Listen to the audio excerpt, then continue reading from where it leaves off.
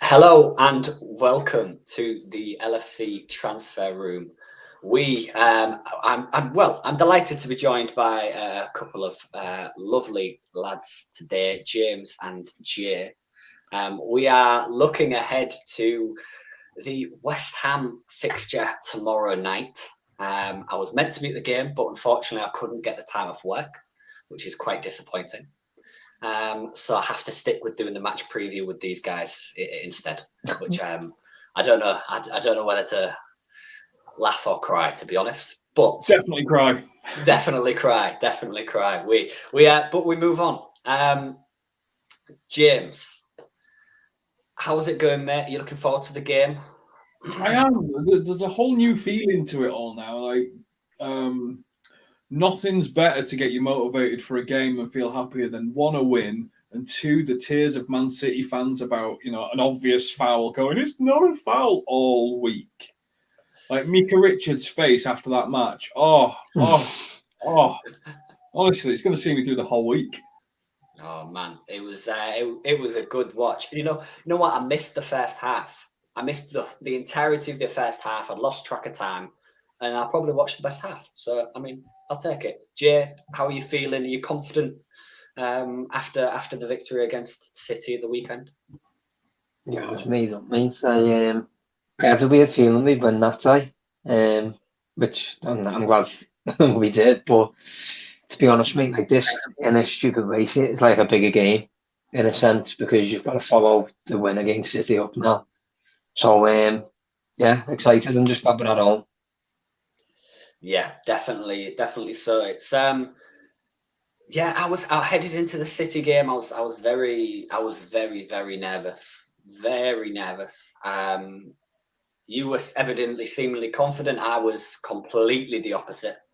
And as I've said multiple times on stream, I'm a very negative person. So I don't know if that surprises anybody. But Tino, right, Liverpool haven't lost at home with a crowd in over 5 years. They haven't been Bucky's second favourite in 18 years at Anfield. If there's a reason to be confident, it's when we're playing at home against Man City, who've had 2 wins, one behind closed doors, in I think 12 years. I don't look at the stats, you see. It's just a gut reaction. It's a gut reaction of my negative nature, I guess. It's just, yeah, it's one of those things. But it's something I'm trying to work on. I'm trying to be more positive. But it is nice to see a couple of the regulars in already. Helio, hello, good evening, and nice to see we have fans from a long distance away from, especially from where most of us are located in the UK. So thank you for the support. Thank you for watching. But I will start off. Is that you, Jimmy? Me, no. That's in the background. Is that you, T? That's my family. Sorry, my niece is here, so she's. Sounds like you're getting murdered. Well, I thought you'd assumed it was me, lad. Normally, my wife's rolling in the background, putting the washing out. Yeah. But it's James. We 2 wins on the bounce. I believe that's the first this season. Yeah. 7-1 in the Champions League against Rangers, a 1-0 win against City. You have to be more confident heading into this game than in maybe previous games this season. I think a game like that, you need to make you feel confident to move forward. You need to see the spine of your team stand up and be counted. And really, you go through the spine of the team. Alisson, spot on. Van Dijk, spot on. Thiago, spot on. Salah, spot on.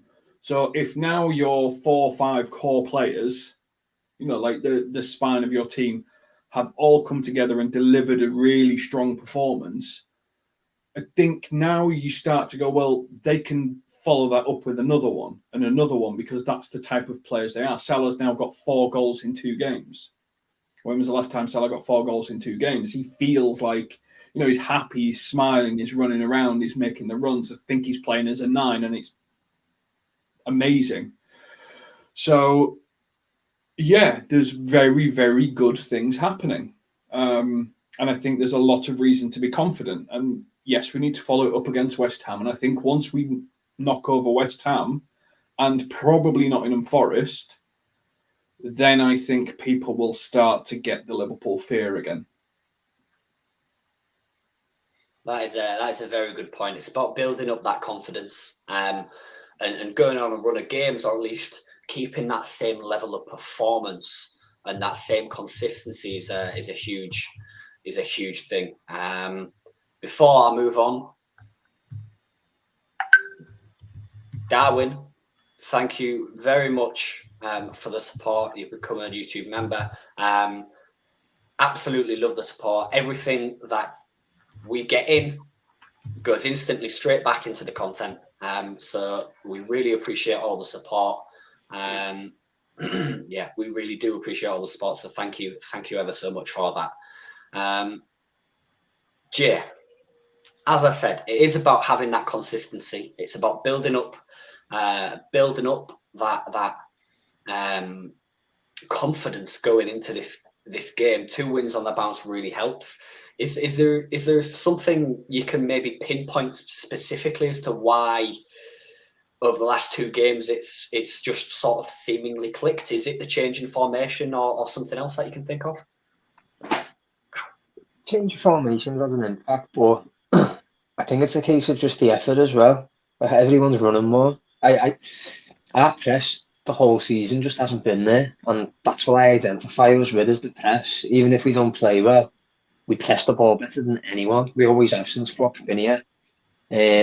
City, I thought we were bosh. Salah must have ran. He was like a proclaimer, mate. He ran 500 miles. He just didn't stop running. So I think the work rate coming back in is helping. Having Thiago back obviously helps. Albeit I didn't think it was his best game against City, to be honest. But I don't know, mate. I just think we had to turn up against City. If we didn't, we'd have probably got beat 4-5-6-0. And it was at Anfield. And then, the critics have already been on our back, and rightfully so. You can only imagine what would have been said if we got turned over at home by City by 5 or 6. So I think it was sort of a case of we had to turn up. And I think the game against Rangers, you had to applaud that, but all the right players scored. We needed Salah to get a goal to start feeling himself. He got a hat-trick. Nunes got on the score sheet, so that was 2-2 for him. It just felt like against Rangers, all the right things happened to lead us onto the City game, and then obviously there's no better team to beat in the league than the City because they arguably are the best team. Yeah, that's certainly true. That is very much certainly true. We really did have to turn up. It was one of those games that it was kind of, for me, it was a make or break game of this season so far. Proclaimer, man. It was really a make or break game this season. We get rolled over by City, and suddenly it's yes, you can't really hold off on or talk back or try and be a bit confident for the remaining run before the World Cup. It was a huge game to go into and to get a victory over it, and the performance that we did was really, really vital. James, you look at the next couple of games. If we beat West Ham and Forest, we'll be 4 points behind Manchester City before they play Brighton. How important is it to get off to a good start looking ahead to that Manchester City game? I think right now we're in a stage where we can't, let's not look at the top of the table right now. I mean, this is Liverpool. It's seemingly every season now we start badly and then suddenly we come like an absolute freight train. And can we get to the line fast enough before City get there?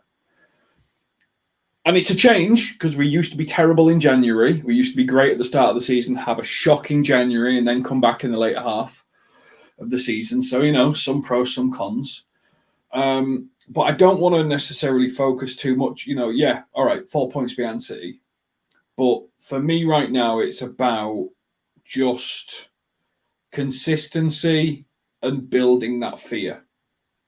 Everyone's petrified of Haaland. Well, there you go. That's how you stop him. Joe Gomez stopped him. And what was everyone saying about him? With Milner next to him. All right, so that's how you stop him. We've done it twice now. Yeah, no one else has been able to do it, but we've done it twice. So now it's about building the confidence of people to start to take that extra 2 yards back, 2 meters back against us when we're attacking. Terrible timing for JOTA, especially with DIAZ, because he was a pressing monster. I think he was useless in attack, but his defensive work was sensational. I think there's a chance we might even see Nunes coming in from the left as he played second half. So now it's just about following it up, making a statement, and we'll worry about the league after the World Cup. Fair one. Are you in the same boat as James there, Jay? Is it just a case of taking it game by game, worry about the long-term picture come the end of the season? And it's just actually, before you answer that question, let me just get this up really quickly. Jen, thank you so much for the donation. As I said before, when Darwin subbed, thank you so much. Everything that we get, all the money, all the donations go straight back into the content we produce. So we really, really appreciate your support, both monetary and constantly in the chat. Thank you ever so much. But Jay, I'll ask you the question again, because if your memory's as bad as mine, then you'll have forgotten everything. So, are you in the same boat as James? Is it a case of looking at the long-term picture after the World Cup? We'll figure that out later. It's a long season ahead of us, a big gap in the middle. Is it just a case of taking it game by game and working on that and building that confidence up and assessing things come last final 5-6 games of the season when you know closer where everybody's going to finish? Yeah, mate, it'll be more end of the season when you're waiting for fans in Anfield to listen to the radio and see if City have conceded yet, to see if we've won the league again. No, mate, everything James said was spot on, and Mo Salah actually said more or less the same thing as what James said in his interview after the game. He basically said, we're not looking at what City are doing, we're not looking at what Arsenal are doing. It's just a case of winning in as many games as you can now and then, seeing where you're at. And the thing about it is, as well, with the World Cup, a lot of things can change. A lot of teams might pick up injuries. Players might lose. You see what happened to Salah when he lost the AFCON final. He hasn't been the same since, arguably, this week.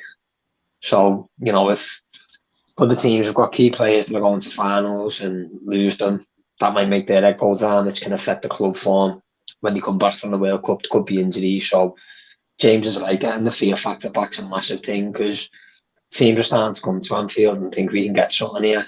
And like James said, no one wins at Anfield when there's fans there. So we do need to get that fear back where people are scared of playing us at Anfield. So just one game at a time, mate, and then let's see where we are come March, April onwards. Do you know the game that sticks out in my mind, Tino? It's not necessarily the league or anything like that. I think the statement will be made when we play Napoli. Do you want to? We've made a statement against City. I think if we make a statement against Napoli, then there's no disputing where we are, because Napoli bitch slapped us. There's no getting away from it. They did. Yeah. And I think if we turn around and do the same thing to them, then we've done it, haven't we? We've toppled the impossible twice, because everyone's like, Napoli are on this unbelievable. And if we finish top of that group, well, then suddenly everyone in Europe's looking a bit terrible so far this year, apart from City.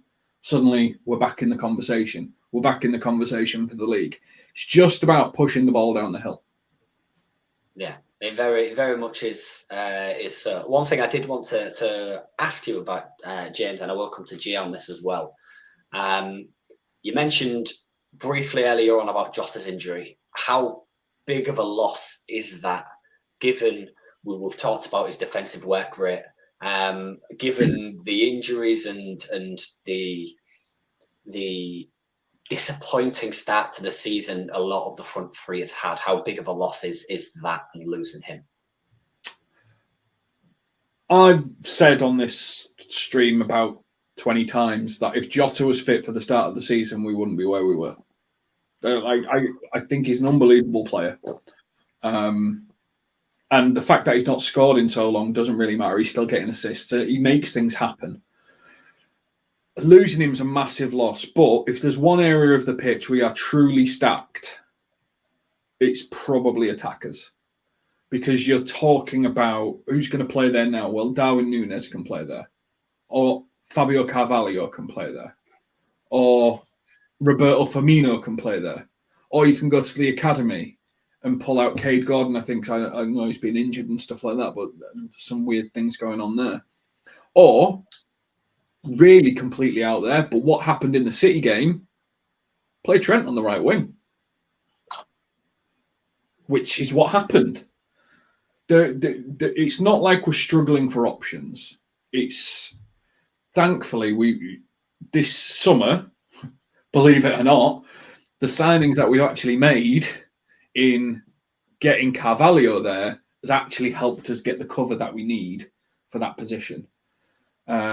Because we've got 3 depth. And yes, we're hitting number 3 in Carvalho, but that's okay because he's a good bloody player. He's just not Luis Diaz. But if Salah's on form, doesn't really matter. Yeah, that is certainly true. Jay, I'll come to you about this. He's out for Jurgen Klopp described it as a pretty serious injury in the calf muscle, and that he'll definitely miss the World Cup. It is a huge loss. Yes, Jay's mentioned we have got other options there, but an injury at the start of the season, comes back and then gets injured again. How concerning is that it's 2 injuries within a short period of time? And again, are you on the same lines of as James with regards to the other options we have in the front line in terms of changing things up and playing plays and switching formations and such? I wouldn't be too worried about him having 2 injuries because they're not the same injury. They're not linked. If it was the same injury that they occurred, then you'd be worried because that looked like an ongoing problem then, but it's not. I'm gutted for him, mate. I'm gutted that he'll miss the World Cup. Obviously, you probably only get to play 2 or 3 in your career if your team qualify, so I'm gutted for him that he misses the World Cup, but I'm gutted for us, mate, because he brings that energy to the front line. Like I said before, Salah was a proclaimer, Jota's his twin, he's the other one. He just doesn't stop running, mate. He got 3 assists against Rangers. Obviously, I thought he was brilliant against City. His energy is just unreal. His pressing was fantastic, mate, and his ball attention. So I think he's a massive miss. I'm a big fan of Jota, and for me, coming in start of the season, he'd have been in my starting 11. I said that beginning of the season. And he would be now. If even with our fittest 11, Jota's in it for me. So he is a miss, but James is right, and it's interesting he mentioned Trent going on the wing, because I thought if that's something we should do this week is put Salah central, Nunes left wing, and Trent on the right wing. Because I wouldn't change the back four after the City game at all. Everyone in the back four was brilliant, especially Joe Gomez actually. Got to give a shout out to Joe Gomez. So yeah, I'm good to these out, mate. But yeah, we have got options. But obviously, I would prefer him to be fit because I think he's a top player and he brings energy to us that some of the other players haven't got. Jay, I, to a degree, blame the coaching staff for Jota being injured because he redlined himself. I think it was obvious that Jota was running at absolutely everything he had left. Yeah, and I think he was at risk. And I think they should have taken him off just for himself because he's not full fitness yet. It's a good point there. He actually only played, what did he play at Rangers? 20 minutes, half an hour. And then, yeah, you're right, to have a long injury, play half an hour at Rangers at a pace we could play at as well, win a high-tempo game. It was only Rangers. To then come in against City and run the way he did, that is a good point, mate. Maybe we should have pulled him off. And maybe because he knew we were arguably the better side throughout, he didn't want to change it and wanted to win, and maybe that's why he's listening. But it is a very good point, mate. Yeah, because my God, he did put in some yards against City. To be fair, especially considering, like you said, he has just come back from a long-term injury, barely. Yeah, it's something that you think, given the couple of injuries we've had this season, especially at the start, you'd think Jurgen Klopp would maybe have foreseen that. Foreseen? Yeah, one of them. Yeah, it's about right. One of them, it'll do. One thing that I think we have just briefly touched on, I'll throw this to you, Jay, is Joe Gomez, that defensive partnership from Joe Gomez, Virgil van Dijk, and then how Joe covered Milner incredibly well at times. In, again, another player who's playing slightly out of position. Yes, he's played there before, but it's not his natural position for James Milner at right back. How good were they against Manchester City? And is it too much to expect James Milner to play 90 minutes in a row in a quite a short period of time? Talk Gomez was unreal, to be honest, mate. In our group chat as well, a few people were losing the shit because Milner was playing. But I said, he'll be all right. If he comes in for one game, he always puts a shift in if it's for one game. I think what you've just said there about him starting two, I reckon you can get away with two. I wouldn't start him for three on the bounce. But I wouldn't change that back line, mate. I've said a million times on these streams, I love Joe Gomez. I know he's been nowhere near the level that he was the season we won the league, but mate, that season we won the league, I think 12 games, we had a clean sheet in 10. And that was Gomez, Van Dijk at the back. If you got past Van Dijk, you didn't get past Gomez. If you got past Gomez, you didn't get past Van Dijk. Like, they were just animals. Like, if you were slightly, you may as well just look turns up and thought, I swear if this, I'm going to say my hamstring's gone. Because these are just going to make me look stupid here. So, it was bust to see him back at that form, mate. Because I thought some of the games we played in this season at centre half, I thought he struggled, to be honest. He looked well off it. So, to come off against City, against the best striker in the world everyone's talking about, and have him in your pocket for the whole game, I was made up for him. Just hope he can keep that standard now, because this is his big chance, really. I love Konate, but he's out. Matip's out, so he's got to stay at that standard now, and that is his standard. When we won the league, he was doing that week after week. He was a 9 out of 10 every week. That's why I hate it when people write him off, because he's had a bad injury, and since then he's never really had a proper full run of games. Which is understandable, because when you're winning every week, you don't change your back line, you just don't do it, and that's why he hasn't had a chance. So he set the standard himself now again, and he's got to maintain it if he wants to keep his place, and I hope he does, mate. He's a top player. Not just keep his place, Joe Gomez has 8 games to get himself to the World Cup. Yeah, which if he plays like that, though, James, he should be the first centre-half on the sheet. Who are you going to end up having? Tyrone Mings and Maguire? I can't wait to see that. That would be hilarious. Or do you have a player that can keep up with the fastest players in world football? Yeah. It's not that as well. Like, the thing about Gomez is he's versatile at the back. Under Rodgers, he played left back. Yeah, he's filled in for Trent at right back, and obviously he is a centre half. So I think you'd be a bit of a ditty not to take him anyway, especially when you're taking Harry Maguire, lad. Like, fucking hell, like his own parents don't like him. Like, I don't know anyone that likes Harry Maguire. His wife doesn't like him, if he's got one. Like, no one likes him. He probably doesn't even like himself, lad. You would fall out with him, wouldn't you? He doesn't even like himself, lad. I reckon he gets up in the morning, sees himself in the mirror, and just goes, oh. Get the Kris 50 to wipe away the tears. I'm telling you. Even the tissue goes out, the tissue's eaten. I can't believe you just said that. Even his wife doesn't like him. Mate, it's true though. It's true. He doesn't like himself. If he wrote an autobiography, he'd probably just write, I fucking hate myself. Chapter 1.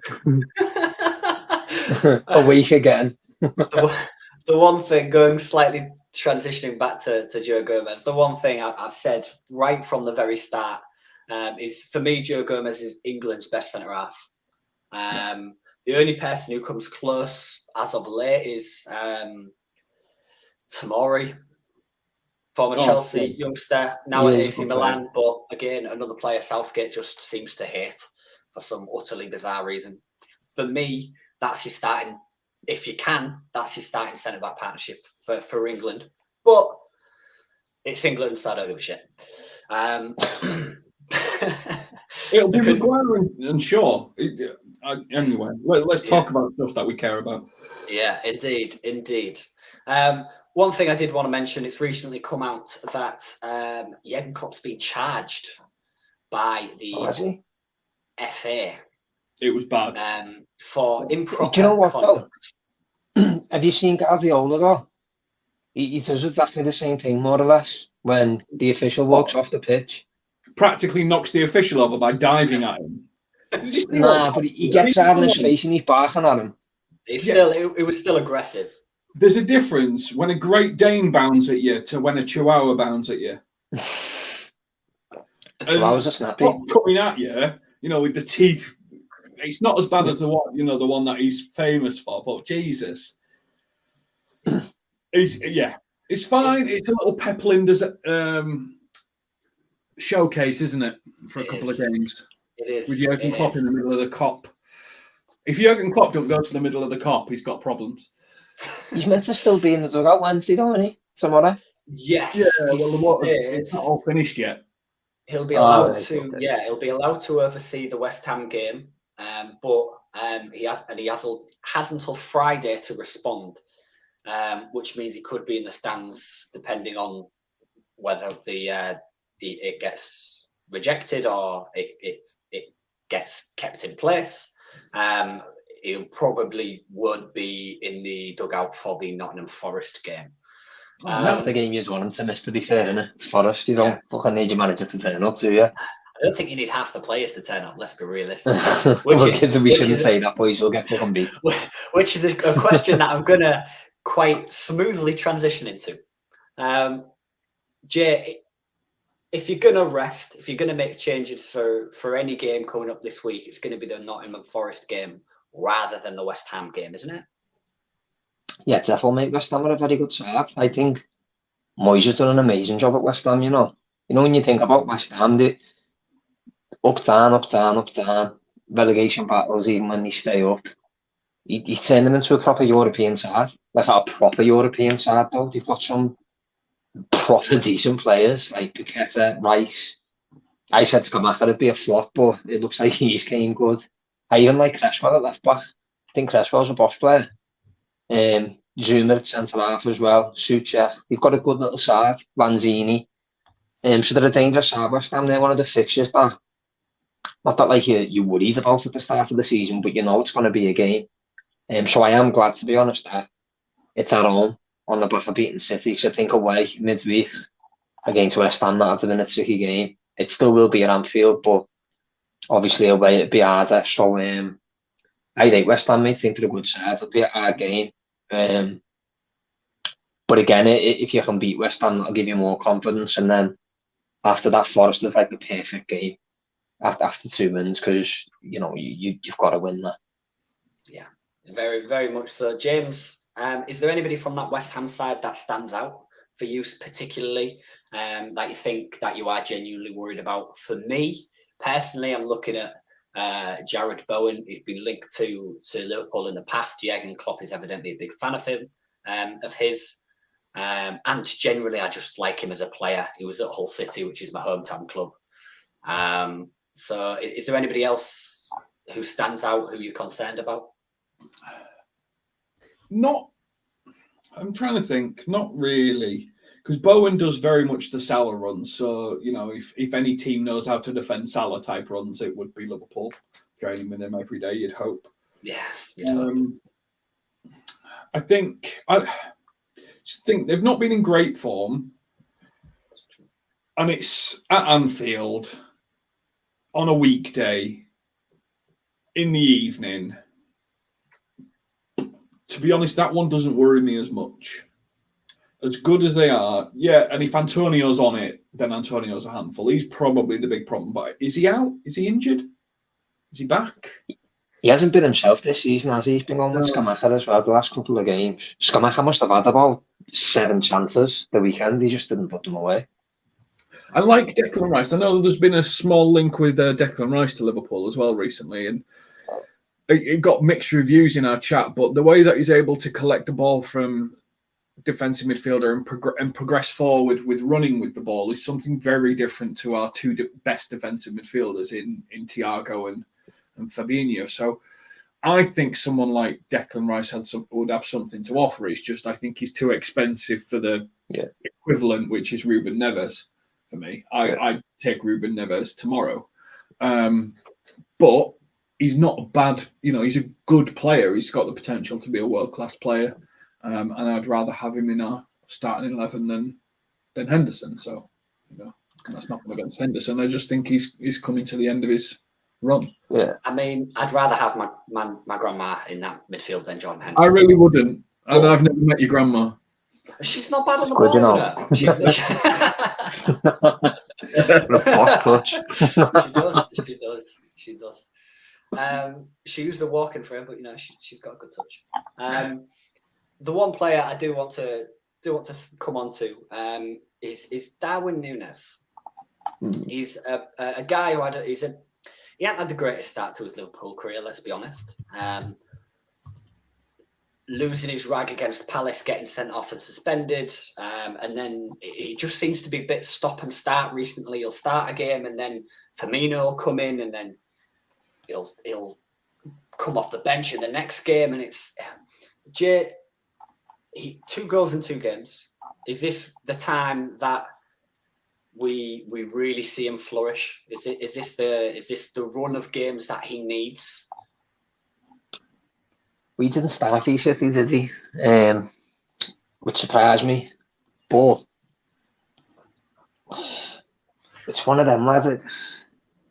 That red card really didn't help him because he missed 3 games then, and then we're going to false 9, centre forward, false 9, centre forward. Then he starts 2 games, scores 2 goals, then he's on the bench. So I don't think it's all entirely his fault, but he got quite a lot of stick for his performance against City for not squaring it twice. I actually think it was his most promising game in terms of being on the ball and running at defenders, causing them problems. Like City looked like they were panicking when he was getting at them. He is still raw though. Like there is a lot of work to be done with him, in my opinion. His link-up plays like bad, like really bad. But I think his touch is improved though. I remember the first couple of games I was watching him, and I have seen him for Benfica before, and thought his touch weren't great, but there was a game the other day, it weren't Rangers, it was the game before Rangers, might have been Brighton, but he took the ball down, and he hit it right at the keeper, to be fair, but his touch was really good, and I think his touch is improving.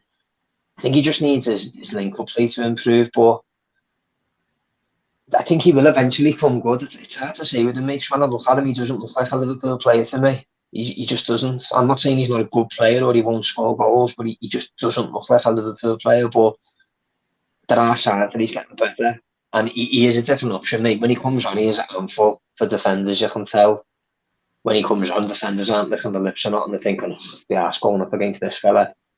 So I think he just needs to run a games, couple of goals, and then take it from there. It's hard as well, makes when Bobby's putting in a goal a game and the performance he put in last week, you can't exactly drop him. So, like I say, I don't think everything that's happened has been Nunes' fault, and it's not like he's had a terrible start. I think he's only started 4 games and he's got 3 goals, hasn't he? So, it's not as bad as people make out. I think everyone's just comparing him to Haaland, which doesn't help because he's a freak. 15 goals, you know what I mean? Yeah.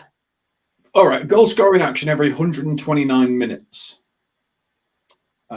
Which is, it's not a goal every other thing, but it's not bad. Not when you consider signing of the season, Gabriel Jesus. It's less, isn't it? Scored 5 goals and has a goal scoring action every 182 minutes. Yeah. It's just I've seen that. I'm with Jay. I think he could be. He's so quick and he's so big and he's so powerful. We saw him down the wing against City. And he could just be that sort of battering ram that just knocks everyone everywhere. because he's ridiculously quick and big. It's very similar to Haaland, which is why the comparisons are coming so quickly. But I agree with Jay. I think he's a little bit more technical. I think he's going to get involved in play a little bit more. I think he's going to create space for Salah. But I'm really pleased he was selfish and tried to take the goals on himself. If he's a number 9, that's exactly what he should be doing. Yeah, it's exactly what you want. He's showing the type of play and that desire and that drive really that you want to see from your.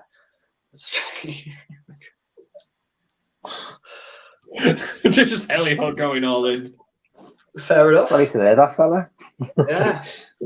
Fair He enough. should have squared it though, shouldn't he, by the way? I know you claim he's selfish, but he should have fucking squared that ball. 100%. 100%. Yeah, He squared it, but nearly. That Trent ball was nearly perfect. Yeah. And if he'd have slammed it in the top corner, no one would have complained that he should have squared it. Oh, no, that one, yeah. Like, he did square it, didn't he? He was just unlucky. But yeah, that last one where it was 3-on-1, for me, I shouted some obscenities. I don't know what they were, but yeah, there was a lot of stuff getting shouted. Yeah, definitely. It's I'm very much with the consensus. He needs a run of games. He hasn't had that. Bobby Firmino has been phenomenal this season so far for me. He seems to be like the old Bobby, really. It's like we've talked previously about whether we should get a new contract or not. Where do you fall with that, Jay? Looking into that, do you think Bobby gets a new contract? It's still too early for me, mate.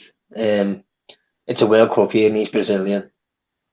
It's no surprise a Brazilian turns up the year of a World Cup. Look at Neymar.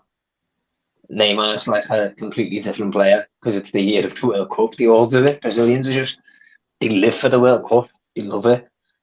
There's only been I don't think Bobby down tools purposely over the last 18 months, whatever you call it. But I find it insane that he's out of goal scorer. Like, I just can't get my head around that he scored the most goals for this season. But it's too early in the season, mate. Don't get me wrong, if he carries on the form he's in, you've got to offer him a new contract because he'd be finishing on 25, 30 goals, arguably, in all competitions. But I felt like against City, he slowed the game down too much. I think Bobby's perfect for like Forest games and Bournemouth and home games where it's not full tilt, dead fast.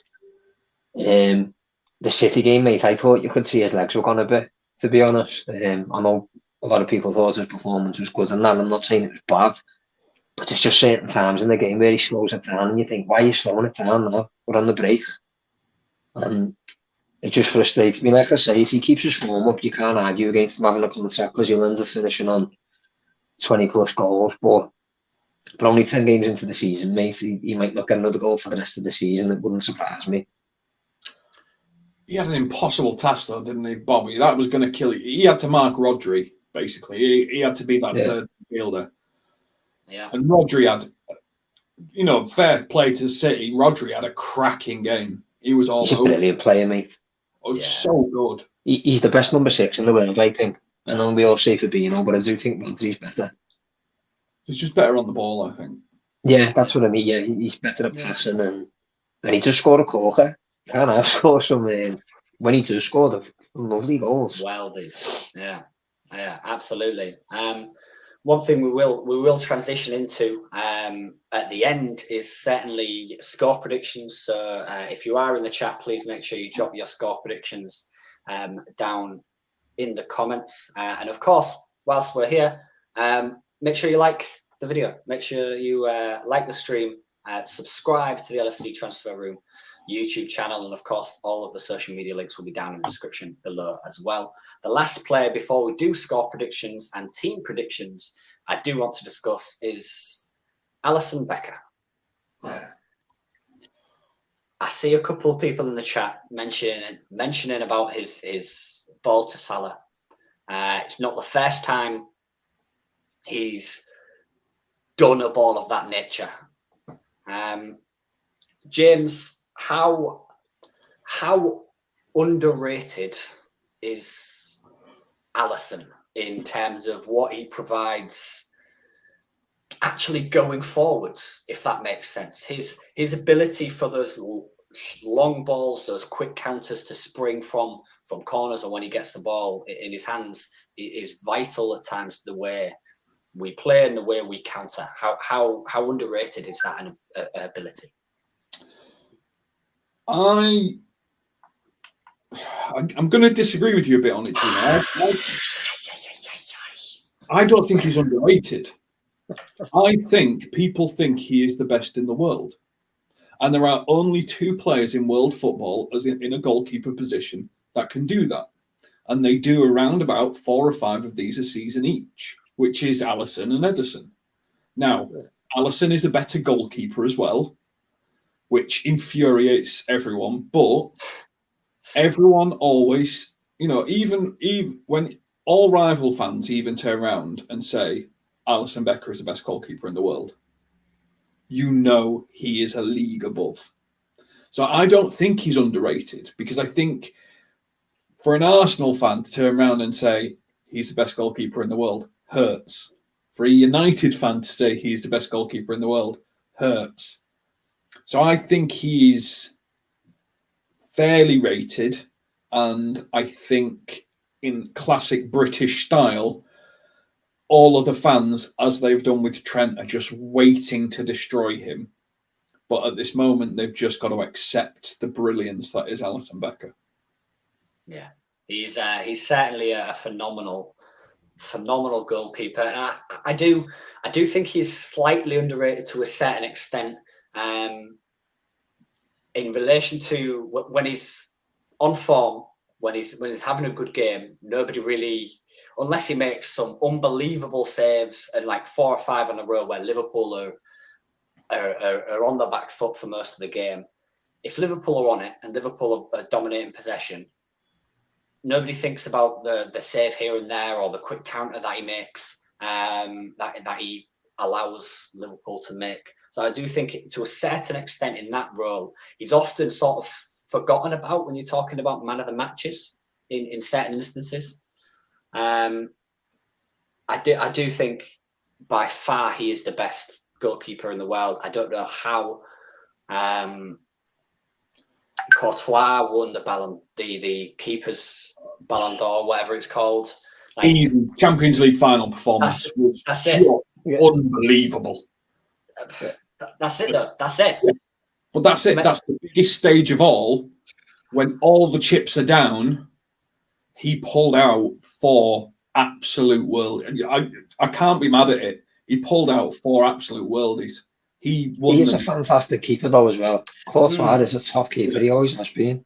Yeah, he certainly is. He certainly is. Alisson had done what Courtois had done in that final, we'd have won the Champions League. Now, that's not to say Alisson can't do that. It's just in that game, Courtois did it. Yeah, that's certainly true. We will move on to lineup predictions now, and then score predictions. So again, make sure you get them in the chat, and we'll have them pop up on the stream. Jay, how would you see this going in terms of lineup predictions? We've already briefly talked about defense already. Where else? What's your full lineup, and is there any surprises?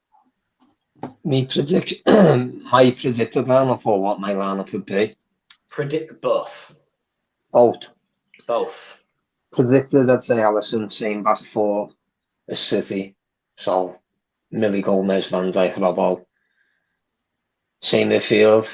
To be honest, I think it'll be the same 11 except for JOTA. I think Nunes will come in and play on the left. He'll keep Firmino in the middle and put Salah obviously on the right, LFCTR and Fab in the middle. But if it was me, I think Jay's idea was interesting of having Trent on the right, Nunes left, and Salah centrally, and then maybe let Bobby set that one out, put him on the bench. So I'd have exactly the same 11, only I'd have Trent into JOTA, and I'd try Trent right wing, let him have a good game where his defensive responsibilities aren't there so much, and just get the media off his back a bit, because I just feel like I didn't want Trent to come on against City at any point. When I seen he was on the bench, I thought it's a mistake, that, because if he comes on and makes a mistake, he's just going to get battered again. I think Trent could do with a bit of time out the squad. Not out the squad, but out the first 11, because it just feels like every week people are going at him, and rightfully so defensively at times. You know, he has failed to tap back a lot of the time, so I think him not starting games or starting right wing where he hasn't got the defensive responsibility as much might be good for him, just to get people off his back for a bit, because I think he's only going to get scrutinised even more now that Reece James is injured, because everyone's going to be talking about the England lineup and who's going to get picked, who should be right back. And you're going to get people saying, oh, Ben White's better defensively, or Kieran Trippier is better, Trent shouldn't be playing. So I think it'd be good to sort of get him out the limelight for a game or so. Maybe playing right wing against West Ham, and then maybe back up right back for Forest, because it should be an easier game for him on paper anyway. You're on mute, Tino. I knew I'd do that at some point. That's a fair comment. I think he has had it tough, and I do think time out the squad would do him the world of good. James, what's your lineup predicted? What you expect? What you want?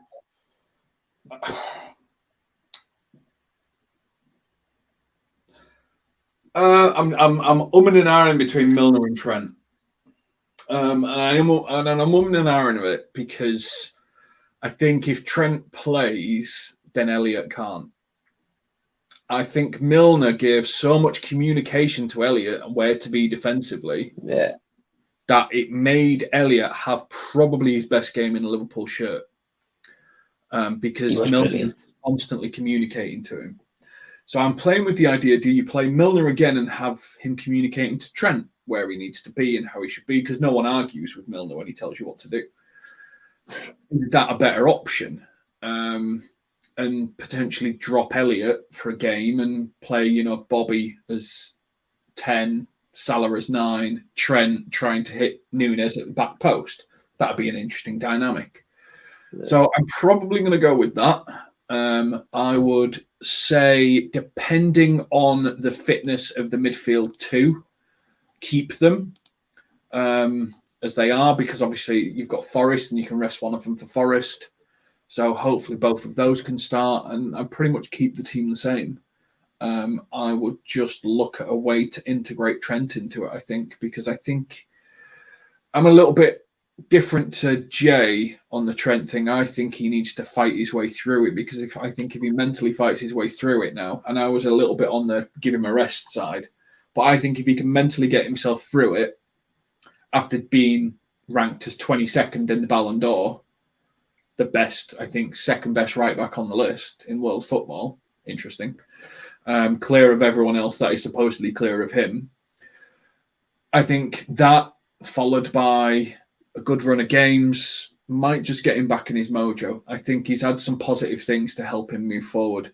But Jay, what Jay talks about is right. You look at, all you got to do is look at Trent's social media. Like, it's a picture of him with the Ballon d'Or being 22nd, thankful to be nominated.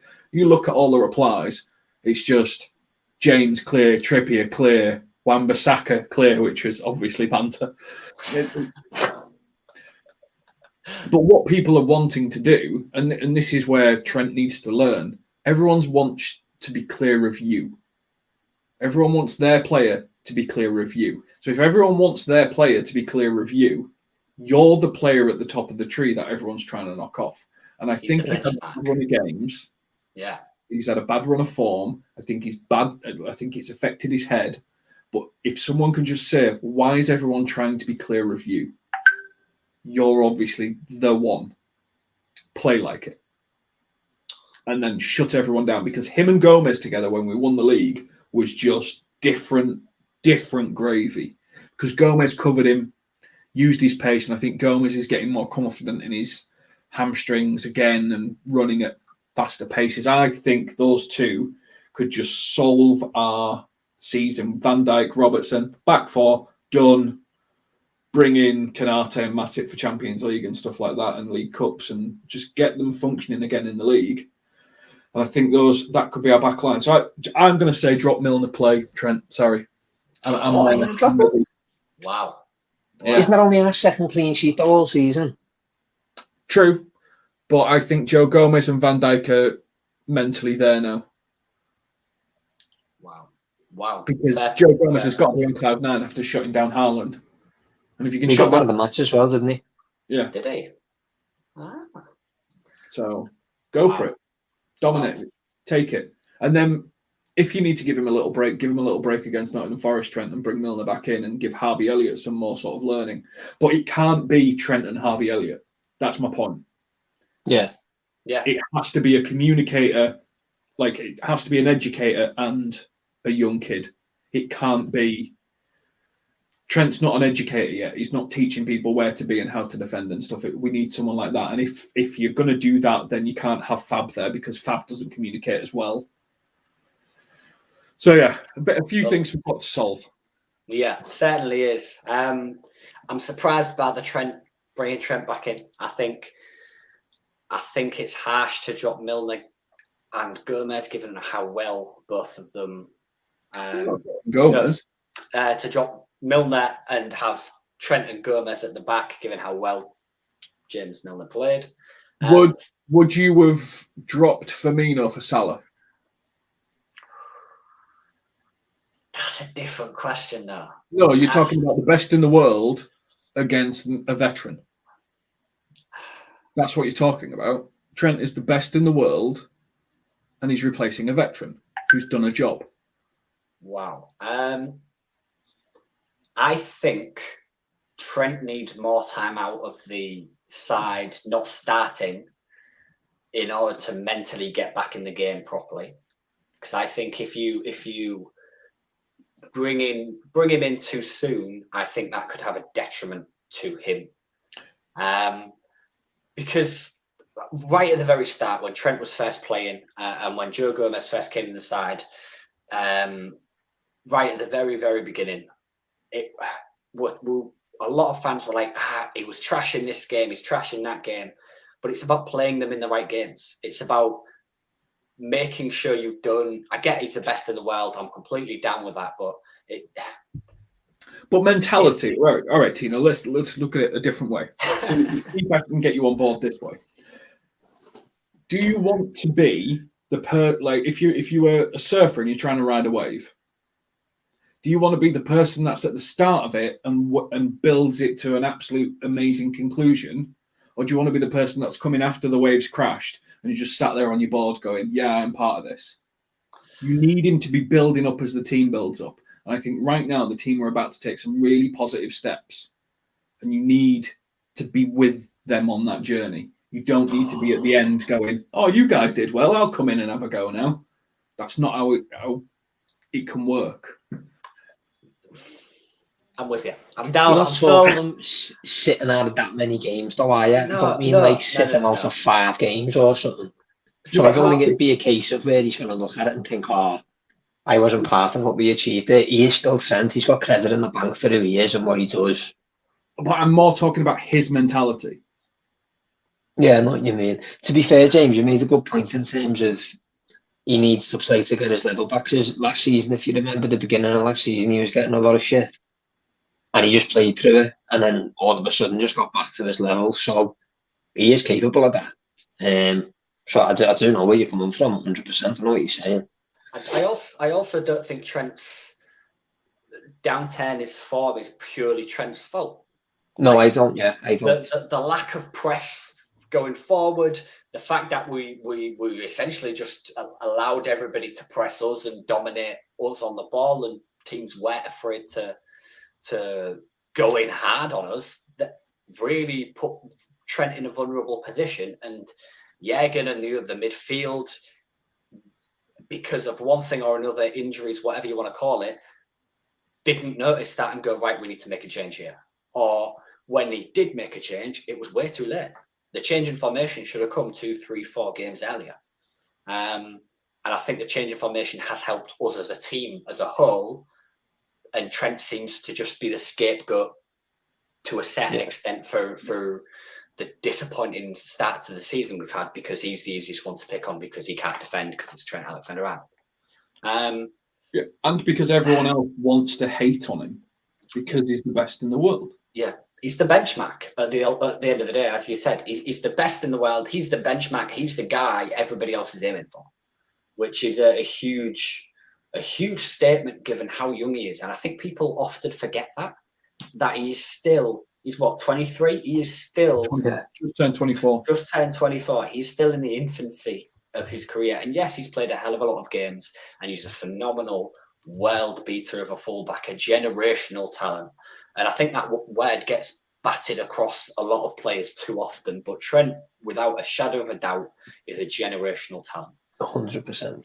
And he just seems to be scapegoated this season so far. When it's Henderson's been crap, Van Dijk's been terrible. Everybody, barring for me, maybe Alisson, Luis Diaz, maybe haven't been good enough. But the last thing we'll move on to before we go, because we have been talking a lot, is score predictions. Jay, I'll come to you first. I'm going to go positive. We got a clean sheet v City, so if we never got a clean sheet v City, I'd have said we'd definitely concede, but we did. So I'm going to go 3-0, you know. Ooh. Yeah. I love the positivity. James, where's your head at? What we doing? I think I'd love to get another clean sheet. I'm thinking about Jay's score prediction. I'd love to get another clean sheet. I have a gut feeling that we are going to concede, but I don't think we're going to concede first. I bloody hope we're not going to concede first. Honestly, I'll cry if that happens. So, and I actually think some of the players that are going to the World Cup are going to start pulling out of challenges. And someone like Salah, who's not going and is all in, I think is going to start to get a hatful. If you've got him in Fantasy Premier League, now is the time to captain him for me. I think it's going to be 4-1. Ooh. I think goal difference at least. I think we're going to go at them. I think we're going to try and set down another marker. Yeah, I do. Wow. That's why I said it. We have to follow up on City, otherwise there's no point in beating City. Yeah, that's certainly true. Matty says 2-0 Salah. 2-0 Liverpool, Salah and Nunes. For me, I want to be positive, and I want to get to that stage. So I'm going to try and take my negative hat on. I'm going to go 3-1. I do think we concede. I hope it's not first, but I do think we concede because West Ham are a good side. We've got some good players, admittedly, albeit of late they haven't been in great form. They have got some decent players who can cause some trouble. For me, it's 3-1. Skamaka maybe with the West Ham goal. I think Nunes gets double. I think Nunes gets 2. So, if you've enjoyed the stream, make sure you drop a like on the video. Make sure you subscribe to the LFC Transfer Room YouTube channel. All of the links for LFC Transfer Room, myself, Jay, and James will be down in the description below. So make sure you drop us a follow as well.